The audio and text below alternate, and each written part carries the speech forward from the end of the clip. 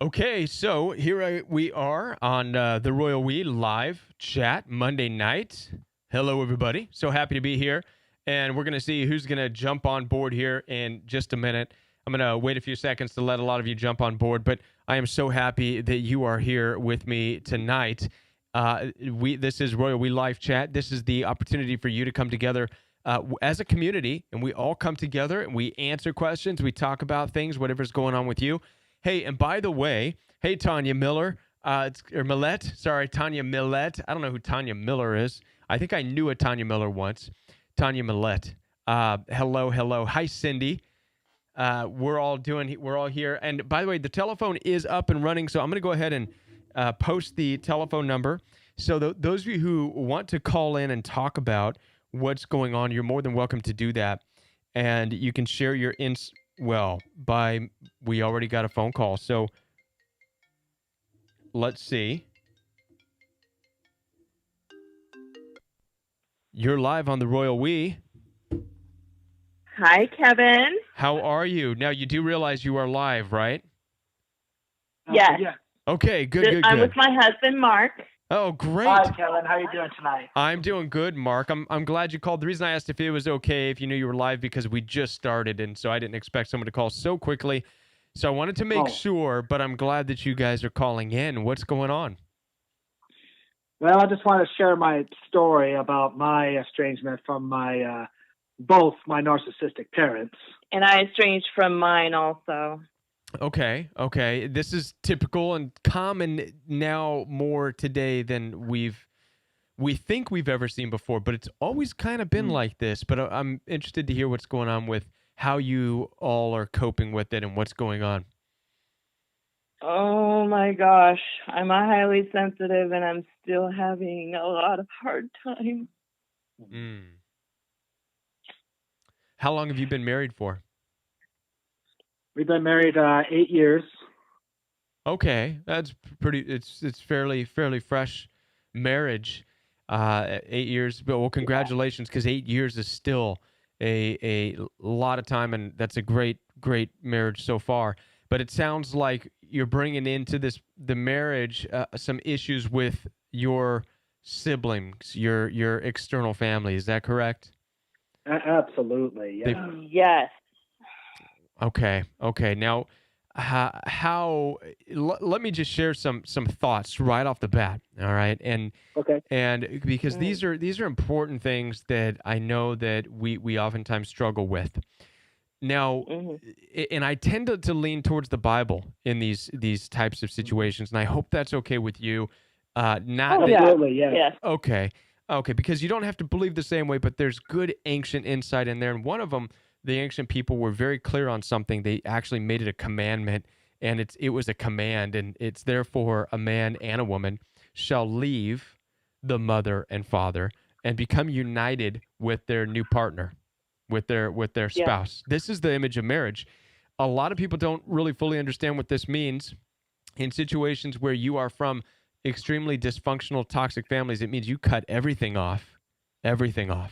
And if you have nobody else in this life except the person sitting down next to you right now, that is the most important relationship, period end.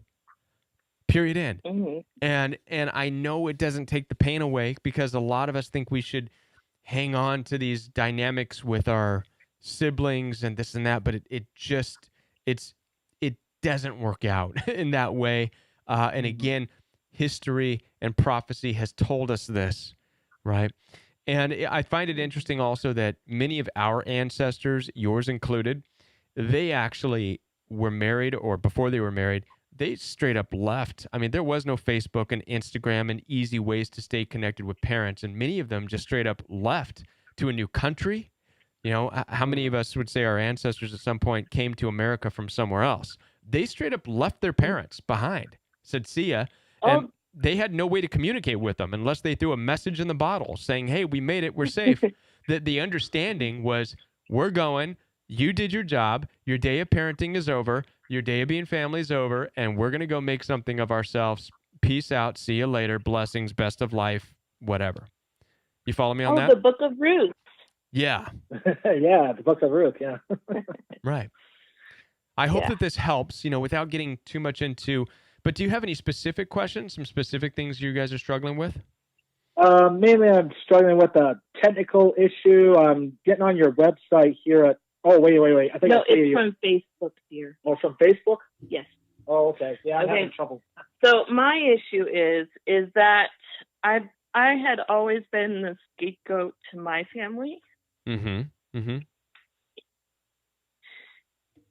and my dad had led me always to believe that he loved me, Mm-hmm. but in truth, he really did not.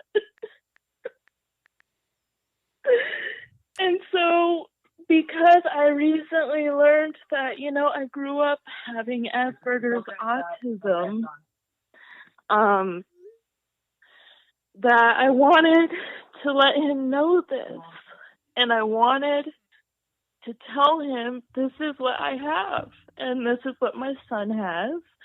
This is what my nephew has.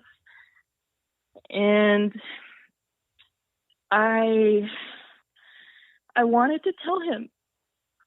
And the only response I got back was, I know you've had a hard life. I would like to speak with you in person. You can rant and rave at me, call me names. And I just realized that he was just doing a bait and switch. He wasn't showing me who he was as a person. Mm-hmm. Mm-hmm. Well, what do you mean by a bait and switch? Elaborate on that for me. So he was telling me, I know you've had a hard life at the very beginning of the email that he sent back, and he was trying to assure me in some fake way that he was trying to be understanding, when deep down beneath I knew he wasn't. Was your father never there for you growing up? Yeah, he was never there.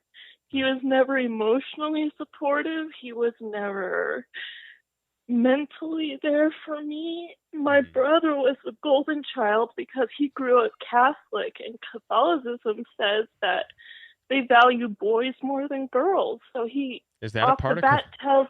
I didn't know that was a part of Catholicism. Wow. Yeah. Okay. And he told my mom that when they got married that he wanted all boys. Mm-hmm. And it's like it was out of her control. Yeah. But anyway, so he ended up having one son and 3 daughters, including myself. And my sisters looked like him.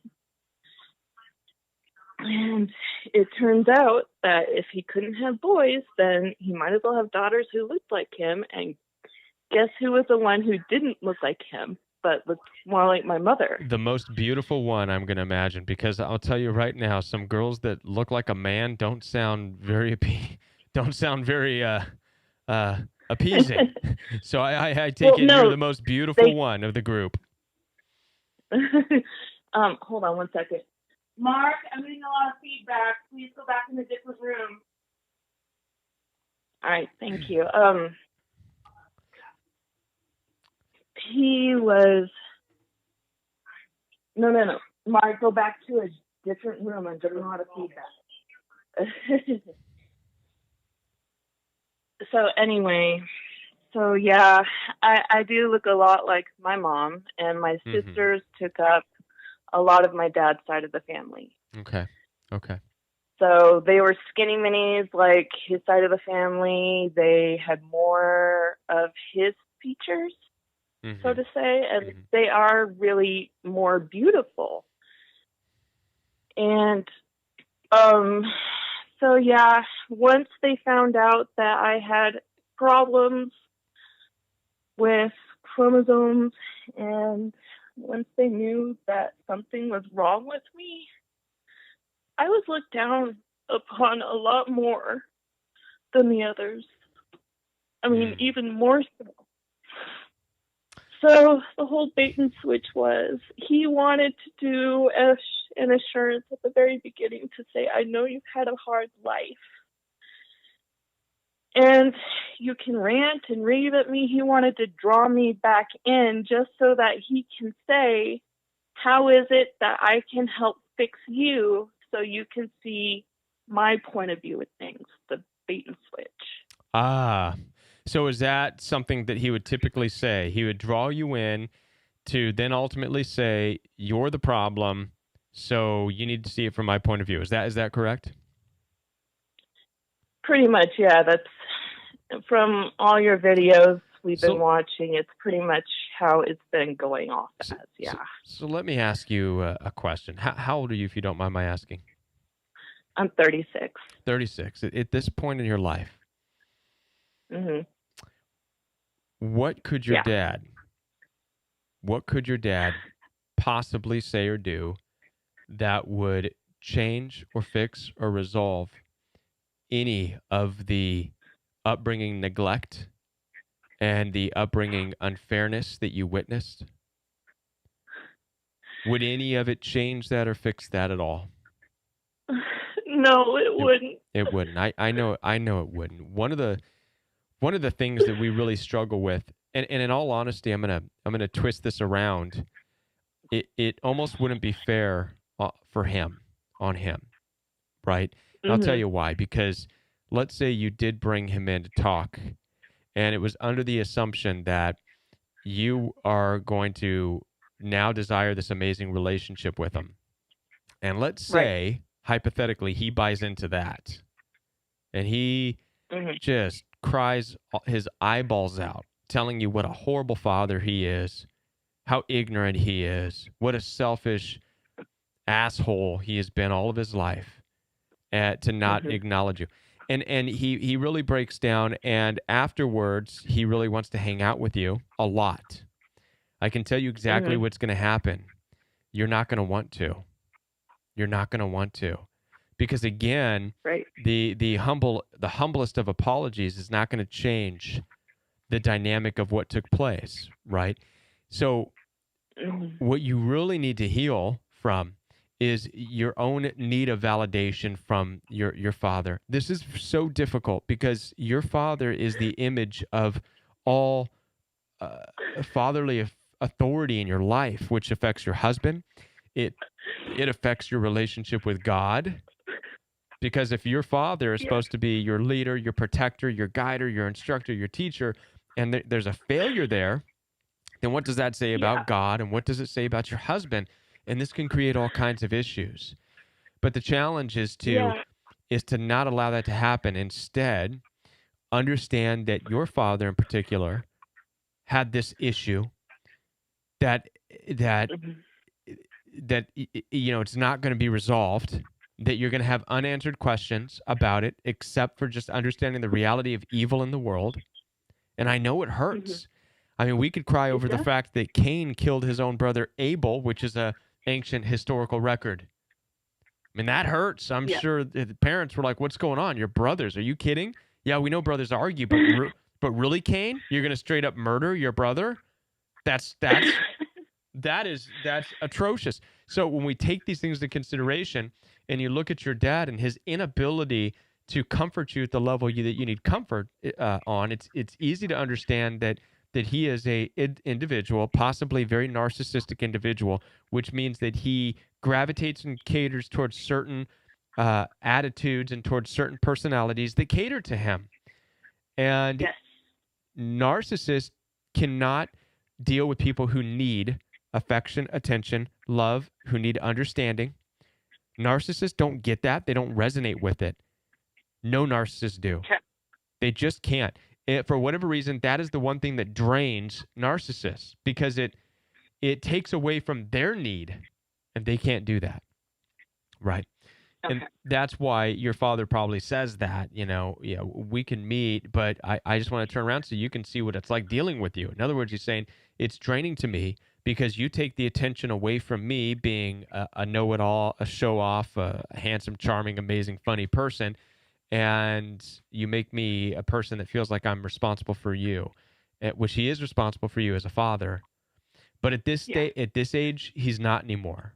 right? Now you're on your own, you and your husband.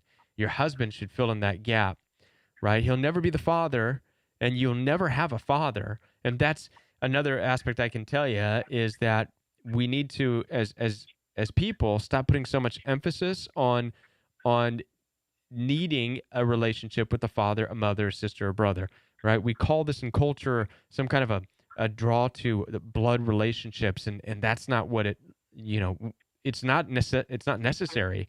Hallmark and Christmas Eve and Easter has painted this image for us that we need that in life, but we really don't. There's a lot of people who have no parents, right? Adopted parents. So I guess my point is to you is to understand it's okay to be hurt, but try to figure out what exactly this draw is. What is it you're missing? And instead of being upset over the lack of your father, see how this can be replaced. See what's missing so it can be replaced in your marriage, but differently. Mhm. Does that make sense? Okay. Yeah, it does. Yeah. And I would recommend no contact until meaning I would have no connection with your father, period. That's the thing. I hadn't had contact with him for 2 years, not until I learned about the whole Asperger's thing going on. And so that was what was burning inside of me. It's like, okay, you've got to go and tell him. You need to tell him this.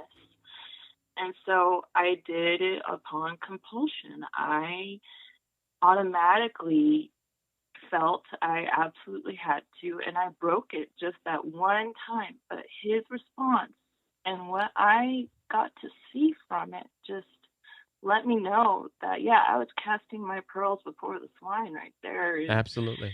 And you always will. And you always will. Yeah.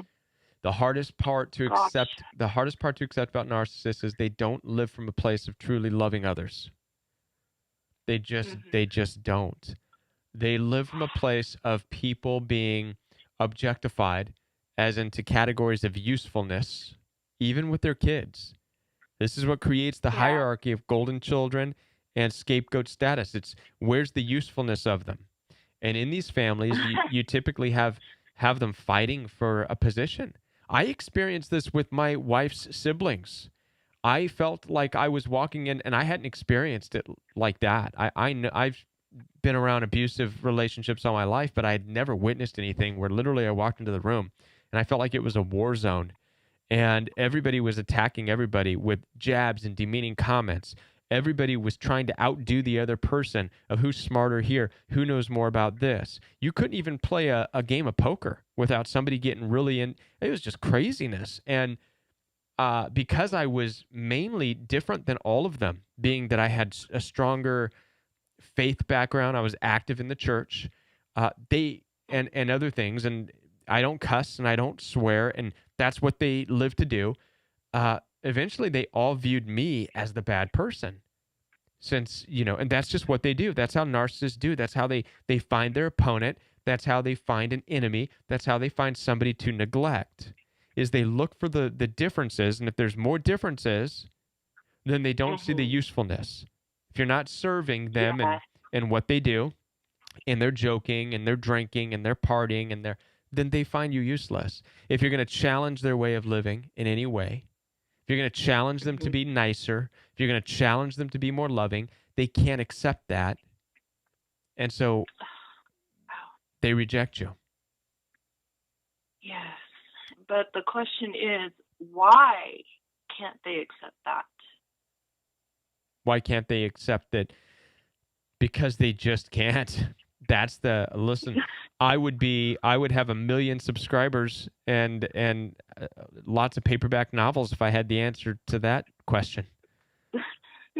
Right? I think that it's a part of you and I in our ability to understand our free will and other people's free will. Right? It's kind of, I had a conversation today with a good buddy of mine, and we were talking about why it is. There's still things I don't understand. There are people who get offended when you try to help them. Yes. Like literally offended. Like they will make you their enemy. And my buddy was helping me understand that to them, you're helping them, but to them it's an offense. How dare you, indicate that they don't know everything better than you? And this is a real characteristic. It's real people. And so when we ask these questions, but why? Why are Yeah. we all different? Why do we have our own minds? And the other aspect to this I would share with you is we're not qualified to dissect and pick apart and try to completely understand narcissism, bipolar disorders, cluster B personalities, bullies, and Hmm. abusers because we didn't make them. Right. I use the analogy of what it's like if you were to drop your iPhone and it shattered on the ground. Would you know how to put the pieces back together? No. And neither would I. And so when we're talking about a human being who it has infinite more parts to them than a phone, uh, once they're broken, and believe me, your dad is a broken person, so is your mom, Okay. right? Yeah. And so they have been busted into pieces at some point, and there's no way to try and figure out why and how it can go back together and why it works the way it does, why it was sloppily put back together into the neglectful father that you had, right? Or Right. why people end I, up being the type of people who get mad when others are just trying to help. You just can't fathom this stuff. right. You'll never burn really your did energy. have. Yeah. I never really did have a strong relationship with my mom. She'd always been disattached, and somehow, way deep down, I just knew how she really felt about me. I just felt there was this cold emptiness there, and she was trying to force a relationship with me. But I Hmm. saw that. I was just like, oh, forget that. Yeah. And it was such a hard time to get through growing up with my parents enough to where I had met my husband, because I had always gotten myself into trouble because of what they had perpetuated on Right. my life. Right. So I ended up staying with them, the only child out of four. And because it's like you said, they cannot let go of their scapegoat. Not at all. Mm-mm. Mm-mm. No. Yeah. So and I'd gotten involved with a very abusive guy because that's what I was used to. I gravitated to him, Mm-hmm. and he ended up almost killing me. And I really did have a near-death experience because of that. And I tell you, the other side is great. I felt happy. I knew I had no worries to worry about. Mm-hmm. But because I was still in between, I was sent back to face that guy and to see this place was real after all, my reality here. Because what I felt over there was entirely the truth. So anyway, Right. I Yeah. got out of that relationship, thankfully, because it was nothing but divine intervention, honestly. And Right. then I ended up back with my parents. That's a hard place to be. And One of the exactly. and So it's typical, by the way. You typically, yeah. when for whatever reason, when people struggle in narcissistically abusive relationships, the automatic fallback is back to the Mhm. parents, and it's a Yes. phenomenon to me because it's going back to what's worse. But there's this weird idea that it's going to be different this time and they're actually going to be there for you. It's kind of like you went out into the world and you experienced abuse at the hands of somebody else. And so you're running back for safety by the people who you think should be there. And what you find is the same Mhm. people you left, abusive Yeah. bullies who are no help to you. Yes. And it wasn't until I had a second failure to launch myself on my own away from them that I finally was just like, okay, I have nobody in my life, not even my family who's around me. They're there, but they're not there. And Mhm. so I finally came to a point where I was just like, okay, I remember that there's love with God.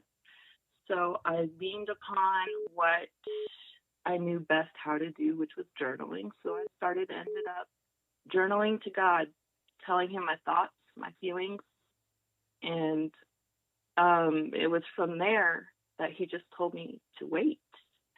And so I waited and waited, went where he led me, and I ended up finding my husband over at a singles church group. There you go. And yeah. And so let me And ask so, you this question now, so we can wrap this up. How is your marriage? How is everything in your marriage? oh my gosh, we just still love each other to bits. Everything's good. I'm not trying to pry or anything like that, but everything is good. Everything, your sexual relationship, everything is good in the relationship. Oh, totally. We felt like that we had been divinely matched, Good. to be Okay. honest. So then, you know what? There's two things. One, just grab onto that because this is your life, right? And if all you Mhm. have for the rest of your days is just you and your husband, then that's it. Yeah. And that is what unification is all about. And that's all you need, right? So make sure that Mhm. you and your husband's relationship is strong in every aspect and every department of the relationship because that's your best friend. That's your life. That replaces.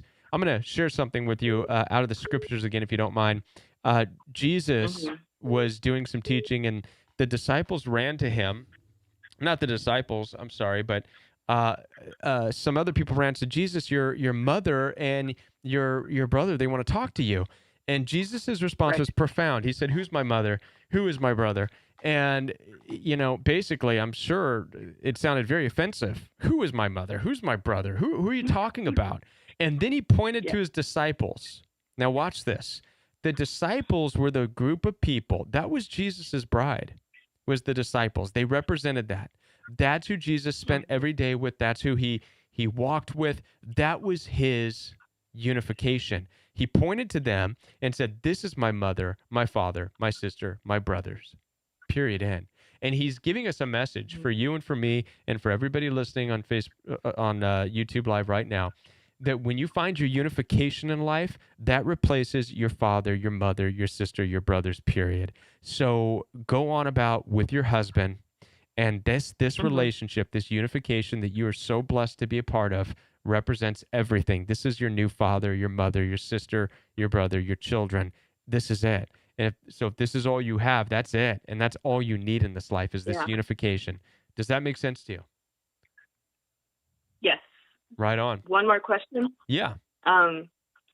So I'm going to focus on that much, but what is it that brings up the past of remembering my dad and how I wish I could have been loved by him?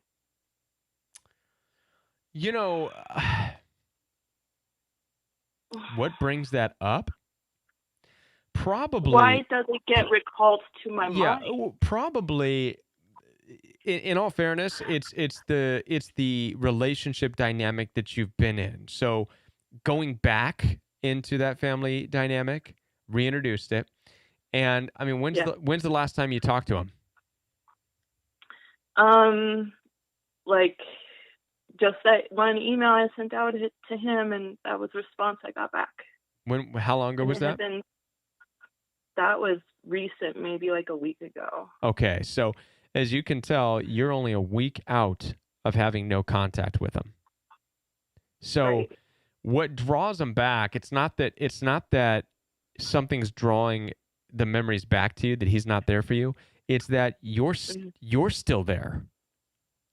Okay. You're still that little girl trying to reach out for daddy. When through Yeah. unification, God has said, "I have given you a new man."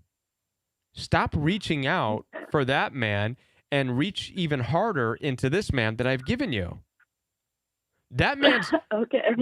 that man is gone and dead in the sense of he's not a supportive person of your life. He'll never pay bills with you. He'll never sleep next to you. He'll never do anything. He's dead, right? So let that relationship. There's another interesting scripture. Jesus told found a guy, and somebody will have to know these scriptures better than me because I don't have the number off the top of my head, but a person said, "Wait, first let me go and bury my father," to Jesus. Jesus said, "Let the dead bury the frickin' dead. Knock it off with your nonsense and follow me," right? I am the way. What I'm doing, this future is your life. Don't go backwards, right? And the same is for you. Okay.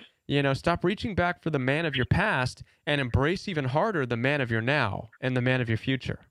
So you have an opportunity to build all that into your marriage, and you're just going to have to detach and let go. And if that means you block and delete and cut away every form of contact to your dad, your mom, and your sisters just to get away from that web, then I challenge you to do that. I challenge you to do it incrementally. Start with just doing it for 6 months. Say for 6 months, I'm not going to have any contact with any of them.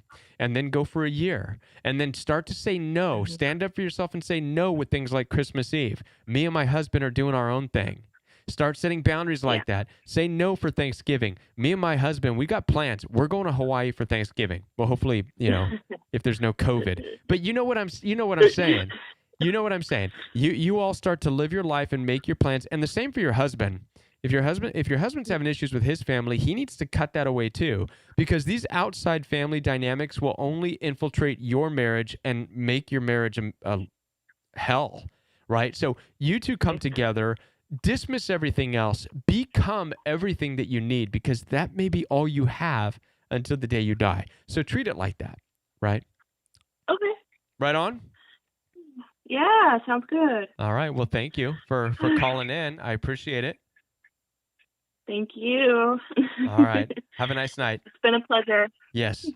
Bye. All right. Bye-bye. All right. That was awesome. For those of you who are on the Royal We live chat, it's been a long time since I had a phone call. So that phone call took up the entire half an hour, but I'm so grateful for it. I am going to have to wrap it up because I do have a consultation tonight. So for those of you who are aware, you can schedule one-on-one time with me at www.jointheroyalwe.com. There is a calendar and a schedule. We can do FaceTime, telephone, and text message consultations for more one-on-one personal work. With that, I will be back next Monday night. I'm so happy that you're all here. Dee, thank you for everything that you do. Dee, Tanya, thank you for everything that you do. And Tanya and Dee, if you ever decide that you would like to add some moderators under you for this, please feel free to do so, so that you do not carry the entire burden of keeping the people at bay. And Dee, I appreciate what you do on Royal We Fellowship for keeping it clean and tight and for making sure that it's positive and it's a learning experience. Dee, I am forever grateful for you and for Tanya tonight. So thank you for everything you do. Thank you for the Royal We community. I'm so happy that you're here. Come up with your questions. Be prepared to bring questions next week, Monday Night Live. Bring your top questions as far as healing is concerned. If you're interested, be there Saturday morning for Royal We Fellowship as well. And I'll be back next Monday night right here. And also, I will be uploading a video on the Organic channel tonight. I hope you find it fascinating. The video on tonight's Royal We channel is going to be on why it seems narcissists move on and are so happy. There's a lot there, right? Why does it seem like they're happy and successful, and while you are miserable and healing and hurting, right? That's what the video is going to be about. And so there's some good stuff there. And you can watch out for that within the next hour. It will be on YouTube. Thanks for being here, and we'll see you next Monday night, Royal We Live Chat. Bye.